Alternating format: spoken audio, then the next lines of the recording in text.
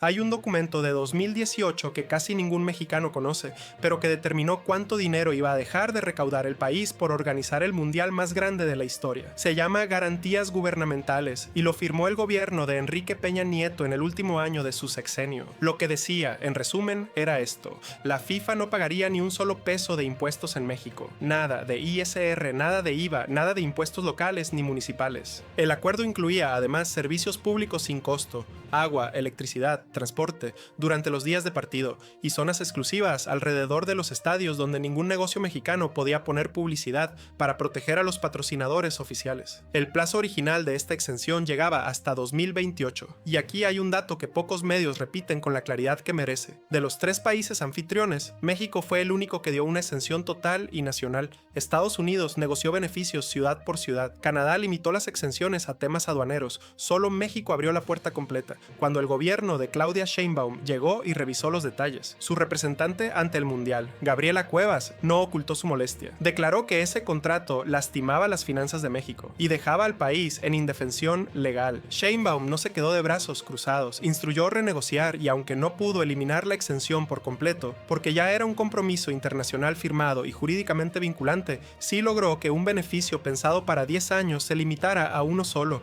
exclusivamente al ejercicio fiscal 2026. Ahora, para entender por qué esto importa, hay que ver los números reales del negocio. La FIFA proyecta ingresos de entre 11,000 y 13,000 millones de dólares para todo el ciclo de este mundial, la cifra más alta en la historia del organismo. De ese total, los derechos de televisión aportan poco más de 4,200 millones de dólares, los patrocinios cerca de 2,800 millones, y la venta de boletos y paquetes de hospitalidad alrededor de 3,000 millones, un salto real frente a los cerca de 950 millones que dejó este mismo rubro en Qatar 2022. La FIFA, por su parte, sostiene que casi todo ese dinero se reinvierte en el fútbol mundial y en las 211 federaciones afiliadas, y que su margen de utilidad real es mínimo. Es su versión de los hechos y conviene decirla junto con todo lo demás, aunque también hay analistas que dudan de qué tan transparente es esa forma de repartir los gastos. En cuanto a los boletos, el partido inaugural en el Estadio Ciudad de México arrancó con precios de alrededor de $1,300 en las categorías intermedias. Para la final en el área de Nueva York, las categorías más altas confirmadas rondan entre $6,700 y $7,400, cifras que ya de por sí son de las más caras en la historia de los mundiales, sin necesidad de exagerarlas más de lo que son, pero México también tiene su propia ganancia, separada por completo de lo que se lleva la FIFA. Según estimaciones de la consultora Deloitte, el impacto económico total para el país ronda los $4,050 millones,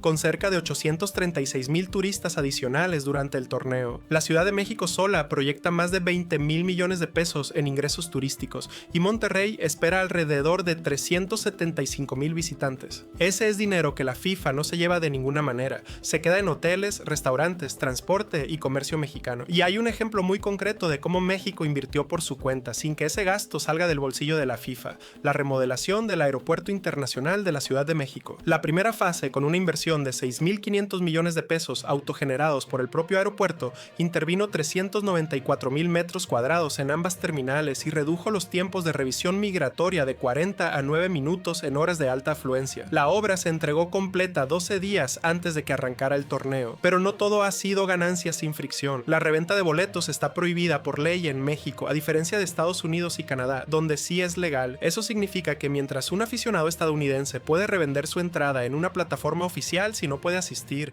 en México solo existe un mercado de intercambio al mismo precio que se pagó originalmente, lo que ha generado quejas de una parte de la afición que se siente en desventaja frente a sus vecinos del norte. También hay negocios pequeños como restaurantes que deben pagar licencias especiales para transmitir los partidos con fines comerciales, con costos estimados por la Canirac de entre 3,000 y más de 20,000 pesos, dependiendo del tipo de local. Y hay un episodio fuera de México que resume bien la tensión entre el negocio y la política alrededor de este mundial. En diciembre de 2025, durante el sorteo final del torneo en Washington, el presidente de la FIFA, Gianni Infantino, entregó a Donald Trump el primer premio FIFA de la Paz, una distinción de creación reciente y sin criterios públicos claros de selección. El galardón generó cuestionamientos éticos dentro y fuera de la organización, incluida una carta formal de la Federación de Fútbol de Noruega pidiendo explicaciones al Comité de Ética de la FIFA. Entonces, ¿la FIFA se quedó con todo el dinero de México? No exactamente. Se quedó con una exención fiscal generosa que ya fue recortada de 10 años a 1